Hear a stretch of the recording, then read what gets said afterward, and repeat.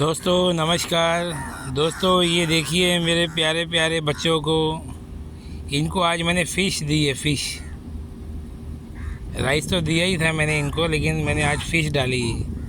अब देखिए कैसे मज़े मज़े से ये लोग फ़िश खा रहे हैं और झगड़ा भी कर रहे हैं, मैं खाऊंगा मैं खाऊंगा। देखिए अभी सऊदी में थोड़ी थोड़ी ठंडी स्टार्ट होने लगी है। अभी कुछ दिनों के बाद में आपको ना सफ़ेद वाले पक्षी भी मैं आपको दिखाऊंगा, जो सिर्फ ठंडी के टाइम पे ही आते हैं। फिर कौवों का और उनका आपस में ना कंपटीशन होता है। वो कौवे से भी थोड़े से बड़े होते हैं और उनकी मतलब कौवे से आकार थोड़ा बड़ा होता है और उनकी मेजॉरिटी भी काफ़ी ज़्यादा है। ठीक है दोस्तों, बहुत बहुत थैंक यू।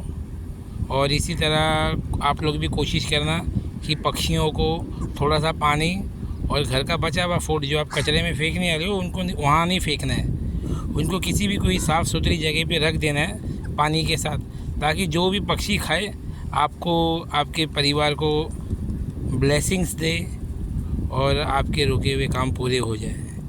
थैंक यू दोस्तों, थैंक यू।